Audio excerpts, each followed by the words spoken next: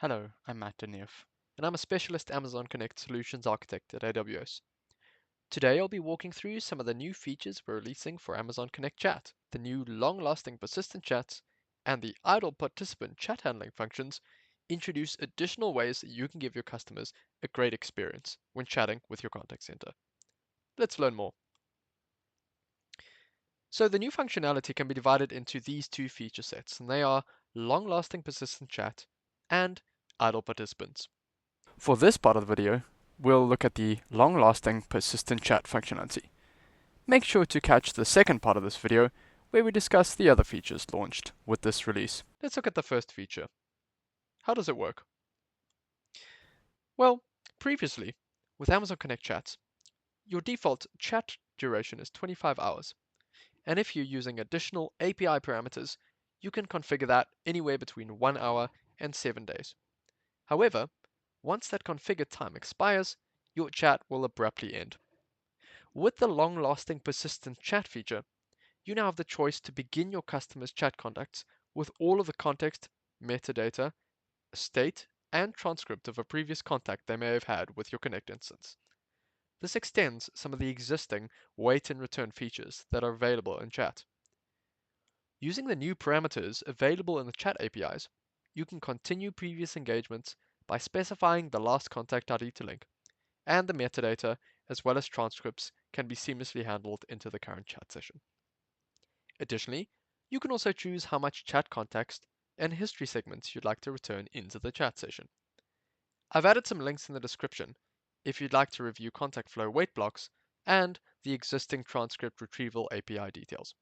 Now, let's head to the AWS console to show you how to implement some of these parameters and how the features look. Let's start with long-lasting persistent chat.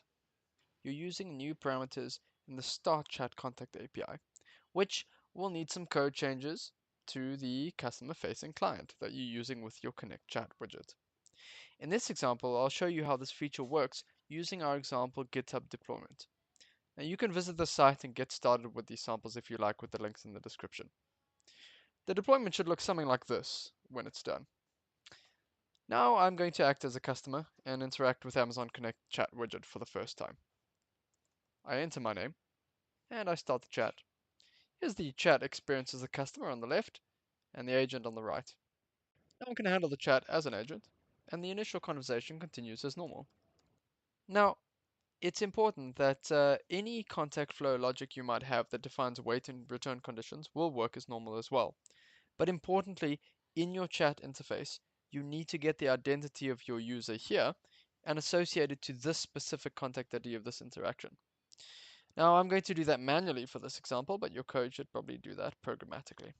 Let's go ahead with the chat then as normal. Now let's say this chat has concluded. You can see that it's totally ended now. Now let's take a look at what the client code of this web page could look like. And these parameters that you can see here should be populated from your own sample deployment. Now the important thing here is that we're looking at is the persistent chat, the new parameters here when you start the chat. The first option here is rehydration type. And this parameter can be either entire pass session or from segment. We'll see how they work shortly. Next then is the source contact ID, and that specifies where Connect is going to pull the transcripts from in which session, based on the type of rehydration you specify here. Now, we've collected the initial contact ID earlier, and we're going to paste it here. We're telling Connect we'd like to pull in all the context from the indicated contact ID if the customer comes back. Again, your code should do this dynamically. Let's chat in again as a customer and see what happens. I'll enter the same name and start the chat. This time though, you'll see that the entire previous chat session has loaded into my chat widget. And when I accept the chat as the agent can see the context as well of the entire previous chat session. Importantly, the way that Connect fetches the transcripts haven't changed. We still use the getTranscript API, but we can now persist it across ended chats. Let's have another chat session engagement then with agent and customer.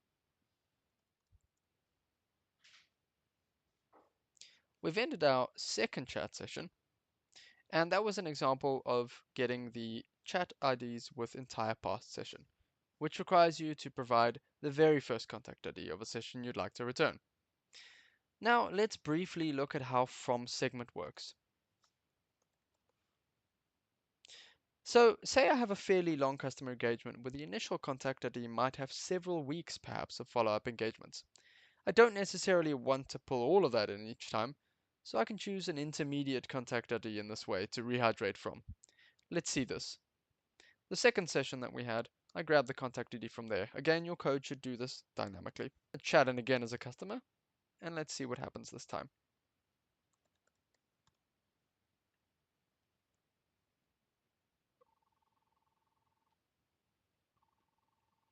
You can see that this time, only the chat context starting from the intermediate contact ID that I specified has loaded up instead of the entire transcript.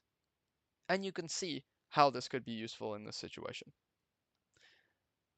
Now, understandably, this function is very powerful and there's a lot of customizability in the functionality. So the links in the description will help you learn more about how to use the APIs and the best ways to use long-lasting persistent chat in Amazon Connect. Let's take a look at what we've learned today with these new features. With persistent chat, we covered customizing the parameters in the start chat contact API. We looked at fetching the previous contact's chat context, and we saw the agent and customer chat experience in action. Some of the benefits then, both your agents and customers can now have a continuous chat experience, and from a service operations perspective, you can better maintain your active concurrent chat limits and model the contact lifetime, since you know that contacts will close at the end of each chat session, but you can always get that context back if your customers return. Thanks so much for watching today. Further resources for Amazon Connect Chat can be found in the video description.